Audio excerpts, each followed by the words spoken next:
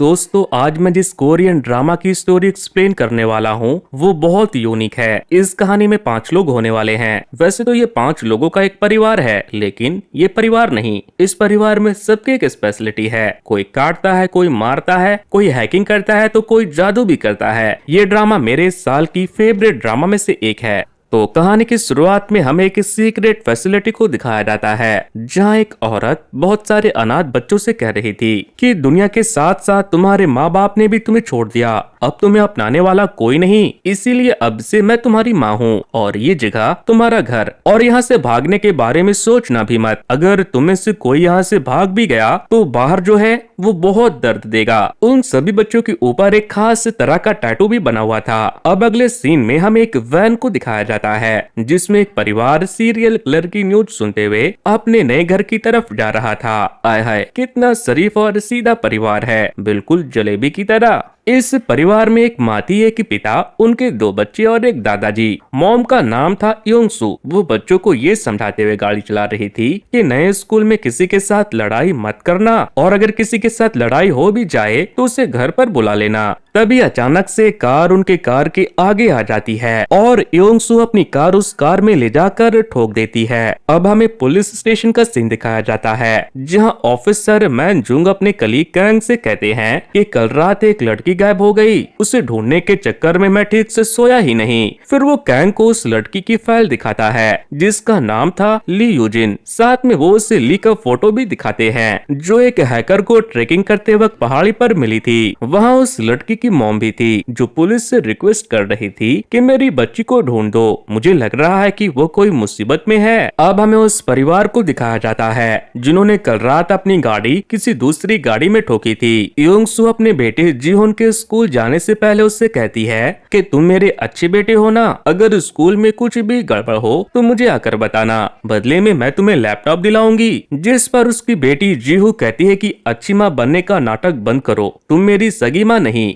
बच्चों के जाने के बाद ग्रैंडपा कैंग योंग से पूछते हैं कि हम इस शहर में दोबारा क्यों आए, तुम तो कभी भी किसी शहर में 2 साल से ज्यादा नहीं टिकती। बच्चे बड़े हो रहे हैं, आज या कल तुम्हें उन्हें सब सच बताना ही होगा, और कल रात जो हुआ उसके बाद तो सब सच बता ही देना चाहिए। वहीं स्कूल में जीहुन से फक यू टे नाम का एक लड़का मिलने आता है और उससे अपनी जान पहचान बढ़ाता है, लेकिन जीहुन उसे भाव नहीं देता। जीवू भी उसके पीछे ही आ रही थी। फिर बाद में फक यू टे अपने दोस्तों के साथ मिलकर जीहुन को बुली करने लगता है, जिससे बचने के लिए जीहुन सियोक नाम के एक लड़के के हाथ पर कुत्ते की तरह झपट लेता है। सारे मिलकर उसे छुड़ाते हैं, लेकिन इस चक्कर में सियो के हाथ का गोश्त ही बाहर आ जाता है। इसके बाद फक्यूटे अपने दोस्तों से कहता है कि हमें उसे जिंदा रखना होगा ताकि बार बार मजे ले सके। पहली बार कोई मुझे टक्कर का मिला है। फिर उनके जाने के बाद जीहुन अपने मूव्स दिखाता है, जबकि अभी उसने दांत काट कर काम चलाया था। एक लड़की दूर से होन की हरकतों को देखकर सोचती है कि ओम गम गणपतये गम गणपतये गम गणपतये नमः। ओम गम गणपतये गम गणपतये गम गणपतये नमः। ओम गम गणपतये गम गणपतये गम गणपतये नमः। ओम गम गणपतये गम गणपतये गम गणपतये नमः।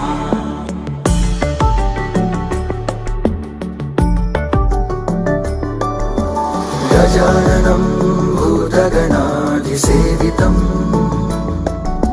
कपित्थजम्बूफलसारभक्षितम् उमासुतं शोकविनाशकारणम् नमामि विघ्नेश्वर पादपङ्कजम् गजाननम्। अब हमें योंगसू की क्लिनिक का सीन दिखाया जाता है, जहां वो जानवरों का इलाज करती थी। एक आदमी अपने कुत्ते के साथ क्लिनिक में आते हैं। ये आदमी एक पादरी थे और योंगसू के क्लिनिक के लैंडलॉर्ड भी। उनके कुत्ते ने कुछ दिनों से खाना पीना कम कर दिया था और काटने भी लगा था। योंग उस कुत्ते को चेक करती है और उसका नाम पूछती है, तो फादर उसे उसका नाम सिम्बुक बताते हैं। तभी फादर यून को चर्च से कॉल आता है कि चर्च की एक बच्ची गायब हो गई है, जिसके बाद फादर यून कुत्ते को वहीं छोड़कर चर्च चले जाते हैं। ग्रैंडपा गैंग कहते हैं कि अब हम इस कुत्ते को कहाँ रखेंगे, क्योंकि हमारे पास कुत्तों वाला पिंजरा तो पहले से भरा हुआ है। वहीं स्कूल में जीवू जब सो रही थी तभी फक्यूटे उसकी फोटो क्लिक कर लेता है।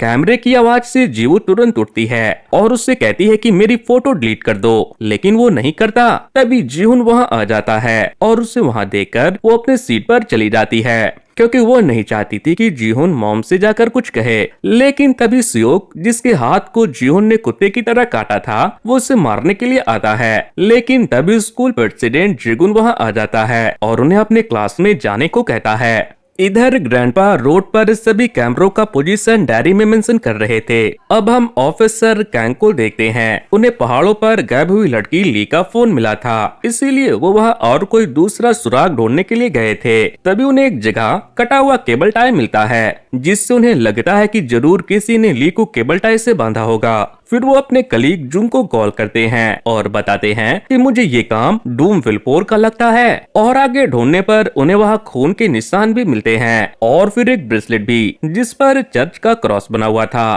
कैंग वो सारा एविडेंस ले जाकर अपने चीफ को दिखाते हैं और बताते हैं कि ये काम भी मुझे डूम विलपोर का लगता है। इस बार मैं उसे पकड़ कर रहूंगा। मगर चीफ कहते हैं कि तुम उसके पीछे क्यों पड़े रहते हो, वो तुम्हारे बस की बात नहीं। वहीं चियोल यानी कि योंगसू के पति एक जानवर के पिंजरे के ऊपर से प्लास्टिक हटाते हैं, तो हमें पता चलता है कि उन्होंने वहाँ पर एक आदमी को केबल टाई से बांध कर रखा था। इधर फादर चर्च में ली की सलामती के लिए एक प्रे ऑर्गेनाइज करते हैं और वो चर्च के सेक्रेटरी ओ से कहते हैं कि वो इसके बारे में सबको बता दे। ओ जाकर अपने पुराने हस्बैंड और गैंगस्टर मिस्टर जोई को सारी बात बताती है कि चर्च की एक लड़की गायब हो गई है। फादर ने प्रे ऑर्गेनाइज किया है। वहाँ ओ के नए पति जैंग भी थे। मिस्टर जोई कहते हैं कि ये काम मुझे उस डूम विलपोर का लगता है, उसकी वजह से डेवलपमेंट का सारा काम कम हो जाएगा, जिससे हमारा बहुत नुकसान होगा। जैंग कहता है तुम परेशान मत हो, ऐसा कुछ नहीं होने वाला।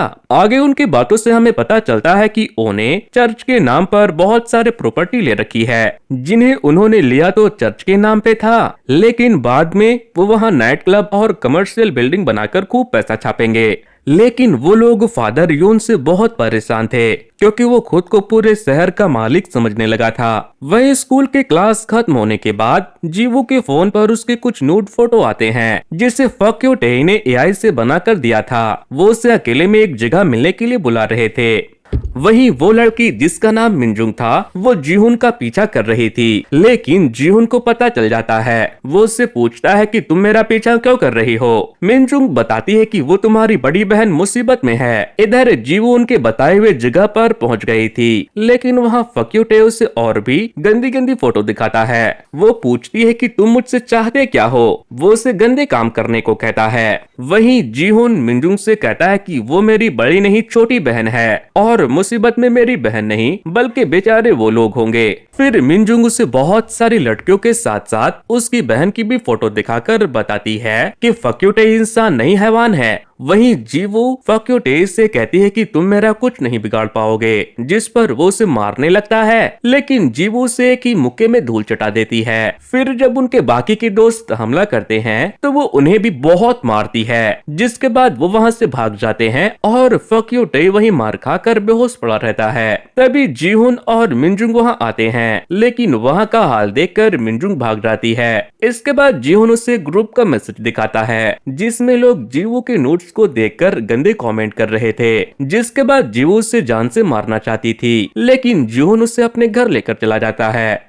वहीं योंग को चर्च के कुत्ते पर बहुत ही हेवी इंजरी मिलती है। उसके बहुत सारे बोन्स टूट गए थे, जैसे उसे बहुत ही बुरी तरह से मारा गया हो। तभी जीवू और जीहुन फक्यूटे को वहां लेकर आते हैं। चियोल जीवू से कहता है कि तुमने आते ही बदमाशी शुरू कर दी ना, जिस पर जीहुन उसे वो एआई फोटो दिखाता है और कहता है कि सारी गलती इसकी है। वो बताता है कि इसने बहुतों को परेशान किया है। ये लड़कियों की फोटो लेकर उनकी फोटो एडिट करके उन्हें ब्लैकमेल करता है और फिर उनसे सेक्स चैट करवाता है। साथ में वो उन्हें ब्लैकमेल करके दूसरों के पास भी भेजता है। ये सब सुनकर चियोल पुलिस बुलाने का फैसला करते हैं, लेकिन लेकिन तभी एक कुत्ते की वजह से पिंजरे पर का प्लास्टिक हटता है तो हम देखते हैं कि उन्होंने वहाँ कुत्ते के पिंजरे में एक आदमी को बंद करके रखा था। सीन पिछली रात शिफ्ट होती है जब योंगसू ने एक गाड़ी को ठोक दिया था, जिसके बाद गाड़ी के मालिक ने जीवू को बेवड़ी घटिया ड्राइवर कहा था। लेकिन जीवू गुस्से मुझसे अपना ड्राइविंग लाइसेंस दिखाती है और बताती है कि मैं घटिया ड्राइवर नहीं हूँ, मेरे पास ट्रक और बस का लाइसेंस है। मगर उसके ड्राइविंग लाइसेंस दिखाने के अंदाज से वो आदमी डर जाता है और अपने पीछे से कुछ निकालने लगता है, जिससे च्योल को लगता है कि शायद वो हथियार निकालेगा, इसीलिए वो उसे मारकर बेहोश कर देता है, जबकि वो बेचारा लॉलीपॉप निकाल रहा था। इसके बाद वो लोग उसे वहाँ से ले जाकर पिंजरे में बंद कर देते हैं। फिर जीहुन कहता है कि मॉम, मैं चाहता हूँ कि आप इस मामले को खुद ही सुलझाओ, जीवू भी देख लेगी। च्योल कहता है तुम क्या बकवास कर रही हो, क्या दिखाना चाहते हो उसे। योंगसू च्योल से कहती है कि जीहुन सब जानता है और हमें इस कमीने को सबक सिखाना ही पड़ेगा। च्योल योंग से अपना गुस्सा शांत करने को कहता है, लेकिन वो नहीं सुनती। वो च्योल और ग्रैंडपा से वहाँ से चले जाने को कहती है। इसके बाद वो फक्यू टई को होश में लाती है और दोबारा बेहोश न हो जाए इसके लिए वो उसे एक इंजेक्शन देती है। फिर वो उसे उसके टॉर्चर वाले मैसेज पढ़कर सुनाती है जो उसने दूसरी लड़कियों को कहा था। फक्यू टई कहता है तुम छोटी सी बात पर ये सब क्यों कर रही हो, लेकिन योंगसू नहीं मानती। वो उसके मुंह में उसका ही मोजा ठूस देती है और बिना एनेस्थीसिया दिए उसके जांघ से 1 किलो मांस का टुकड़ा काटकर निकाल देती है। वहीं फक्यूटेई के दोस्त सियोक जाकर उसके डैड को बता देता है कि एक लड़की ने फक्यूटेई को कुत्ते की तरह पीटा, जिसके बाद से वो कहीं गायब है। अब हम एक लड़की को देखते हैं जिसके सीने पे वही एक्स का टैटू था और वो बहुत सारे लोगों से बचकर भाग रही थी, लेकिन बहुत दूर जाने के बाद उसे पता चलता है कि वो तो एक आइलैंड पर कैद थी। तभी वो लोग वहां आकर उसे पकड़ लेते हैं। ये वही औरत के लोग थे जिसे हमने कहानी की स्टार्टिंग में देखा था। सीन वापस से प्रेजेंट में शिफ्ट होती है जहाँ जीवू अपनी मॉम के हरकतों को देखकर बहुत डर गई थी। जीहुन को बड़ा मजा आ रहा था, लेकिन योंगसू जब तौलती है तो फक्यूटेई का गोश्त 1 किलो में 300 ग्राम कम था, इसीलिए वो दोबारा निकालने का फैसला करती है। लेकिन फक्यूटेई कुछ बोलने की कोशिश कर रहा था, इसीलिए योंगसू के मुंह से मोजा निकालती है तो वो कहता है कि ये सब मैंने नहीं बल्कि स्कूल प्रेसिडेंट जिगोन ने किया है, इन सब के पीछे वही है। तभी हम जिगोन को देखते हैं जो बैठकर दूसरों की गंदी फोटो एडिट कर रहा था। योंगसू कहती है कि अब तो बहुत देर हो गई, अरे रे ये तो पहले बताना चाहिए, चलो कोई नहीं मैं इसे वापस लगा देती हूँ। ये सब देखकर जीवू को उल्टी आने लगती है। तभी हम देखते हैं कि जिन्हें उन लोगों ने पिंजरे में कैद किया था उसने भी ये सब पिंजरे के अंदर से देख लिया था। वहीं जीवू ग्रैंडपा से पूछती है कि आखिर ये औरत है कौन। वो बताते हैं कि तुम्हारी माँ। फिर हम योंगसू को नहाते वक्त देखते हैं कि उसके सीने पर एक्स का वो टैटू था जिसे हमने उस छोटी सी बच्ची पर देखा था, यानी कि वो बच्ची यही थी। फिर रात को योंगसू च्योल से कहती है कि कल मैं उस लड़के को उसके घर छोड़ दूंगी। च्योल कहता है कि मैं भी तुम्हारे साथ चलूंगा। वो कहती है नहीं, तुम घर पर बच्चों को संभालना। जीवू को ये सब देखकर झटका लगा है, लेकिन जीहुन को बड़ा मजा आ रहा था। वहीं ऑफिसर अभी भी मिसिंग गर्ल की तलाश कर रहे थे। कैंगकोई के सीसीटीवी फुटेज मिली थी। उस रात एक गाड़ी एकदम से रोड पर आई जो कि पहले वाले सीसीटीवी फुटेज में दिखाई नहीं दे रही थी, मतलब कि वो गाड़ी जरूर पहाड़ी के रास्ते से रोड पर आई होगी। वहीं गैंगस्टर जोई के आदमी ने सब जगह ढूंढ लिया था, लेकिन उन्हें उसका बेटा फक्यूटे कहीं नहीं मिला था। तभी योंगसू से व्हीलचेयर पर बैठाकर वहां लाती है, लेकिन फक्यूटे अपने डैड को अपनी टांग खोलकर दिखाने लगता है और कहने लगता है कि डैड किसी ने मेरी टांग काट दी।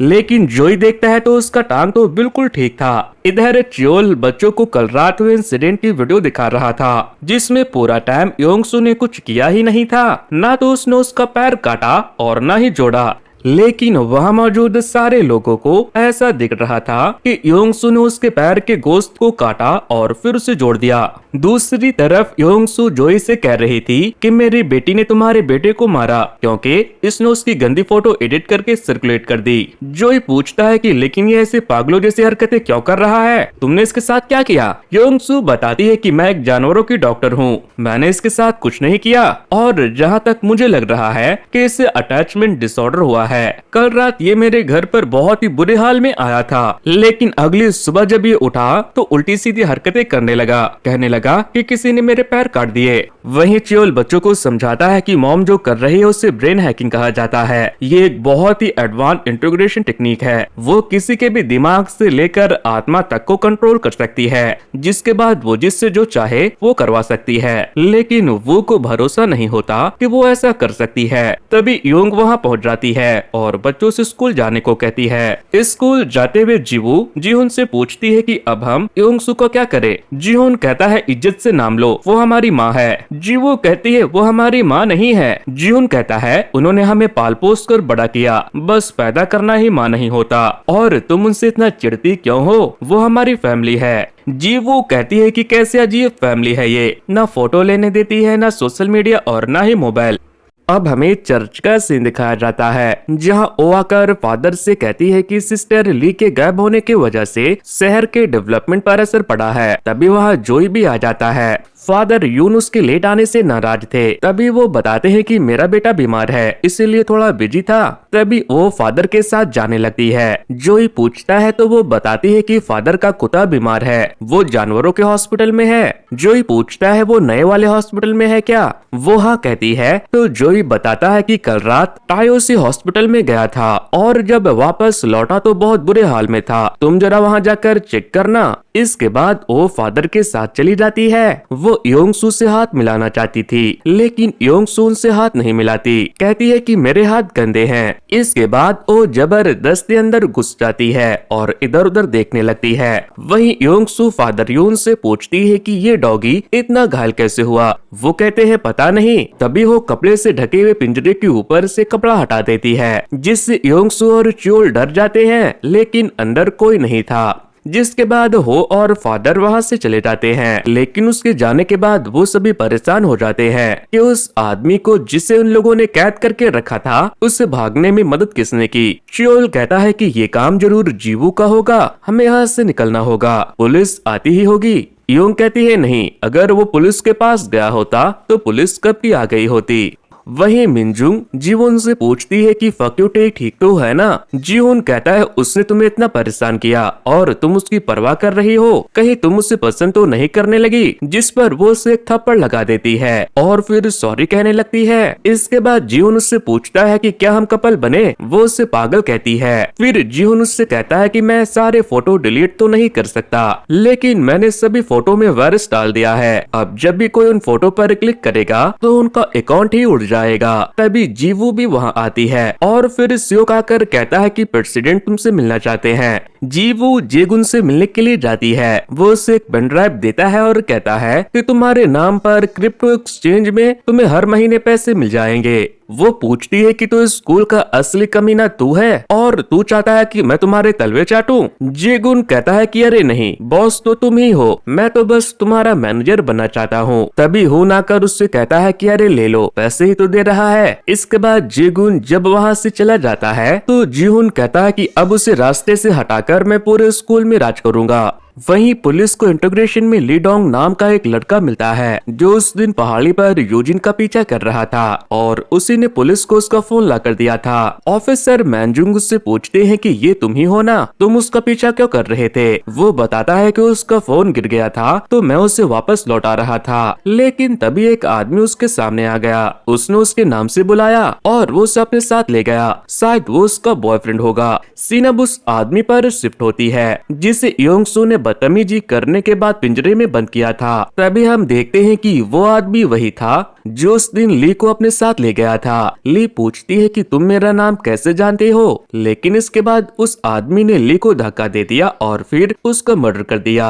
अब हम योंगसू के फैमिली को देखते हैं। सभी एक दूसरे पर इल्जाम लगा रहे थे कि तुमने उसे भगाया, तुमने उसे भगाया। फिर ग्रैंडपा चिल्लाते हैं कि तुम लोग एक दूसरे को फैमिली कहते हो और ठीक से बात करना भी नहीं आता, चलो सब एक एक करके पूछो। सबसे पहले जीवू योंग सू से पूछती है कि तुम आखिर हो कौन, इतनी डरावनी स्किल तुमने कहाँ से सीखी और हम सब यहाँ क्यों हैं? दादाजी कहते हैं कि उसे बता दो, जिसके बाद योंग सू से अपना टैटू दिखाती है। फिर च्योल और फिर ग्रैंडपा भी, तीनों के पास अलग अलग नंबर के टैटू थे। इसके बाद योंग सू बताती है कि जब मैं बहुत छोटी थी तब मुझे स्पेशल ट्रेनिंग के लिए भेजा गया था।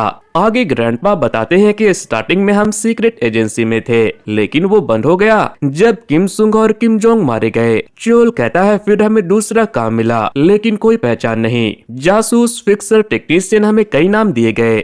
अगेन योंग सू बताती है कि हम लोग वैसे लोगों को सजा देते थे जिनके वो हकदार थे। फिर ग्रैंडपा कहते हैं कि तुम्हारी माँ ने तुम्हें वो जिंदगी नहीं दी जो उसने पाई थी, इसीलिए उसने तुम्हारे उम्र में तुम्हें पीठ पर बांधकर भाग गई। अगर योंग और च्योल नहीं होते तो आज तुम हम में से एक होते।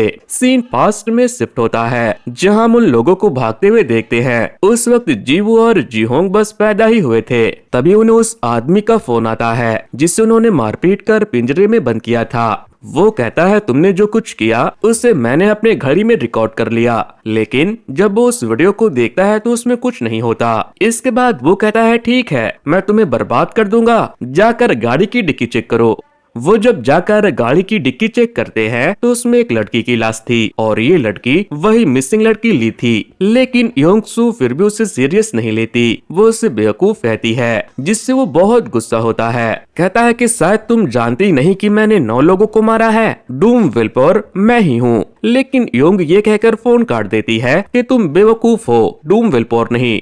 इसके बाद सभी सोचने लगते हैं कि अब हम क्या करें। जीवो कहती है कि पुलिस बुलाए क्या। च्योल कहता है कि क्या कहेंगे हमने उसे पिंजरे में बंद करके रखा था, फिर तो हम भी फंसेंगे। जिसके बाद ग्रैंडपा कहते हैं कि हमें लाश को पुलिस को सौंपना ही होगा। इसके बाद वो लोग गाड़ी से सबूत मिटाते हैं, लेकिन गाड़ी खराब थी, इसीलिए वो सभी कॉस्ट्यूम पहनकर गाड़ी को धक्का लगाते हुए उसे पुलिस स्टेशन के बाहर पहुंचा देते हैं ताकि वो लोग सीसीटीवी में नजर न आ जाए। इसके बाद वो लोग उसके लिए प्रार्थना भी करते हैं। अब अगले दिन पुलिस को वो गाड़ी मिलती है और चेक करने पर उन्हें उसमें से लाश मिलता है। लेकिन टीवी पर न्यूज ये चलती है कि 5 अपराधियों ने कॉस्ट्यूम पहनकर रिली की लाश को छोड़कर भाग गए, जिसे न्यूज में देखकर जीवू बहुत चिढ़ती है कि एक तो हमने लाश को पुलिस स्टेशन पहुंचाया और ऊपर से वो हमें ही कातिल बता रहे हैं। इसके बाद वो स्कूल चले जाते हैं और उसके जाने के बाद योंग देखती है कि जीवू ने पहली बार अपना खाना फिनिश किया। ग्रैंडपा भी ये देखकर बहुत खुश होते हैं। फिर योंग ग्रैंडपा से कहती है कि मुझे पता है उस आदमी को भागने में मदद आपने ही की थी। तो दोस्तों आपको क्या लगता है आगे की कहानी में क्या होने वाला है? आखिर ग्रैंडपा ने उस अपराधी को क्यों भगाया और उस अपराधी ने ली का मर्डर क्यों किया, और क्या मिस्टर जोई अपने बेटे का बदला ले पाएंगे? दोस्तों आगे की कहानी और भी इंटरेस्टिंग है। अगर आप इसके दूसरे पार्ट को देखना चाहते हो तो जल्दी से इस वीडियो पे 1K लाइक कंप्लीट करके इस वीडियो पे हाइप दे दो। सो वेल गाइस, आज के वीडियो में इतना ही। Thanks to, good bye.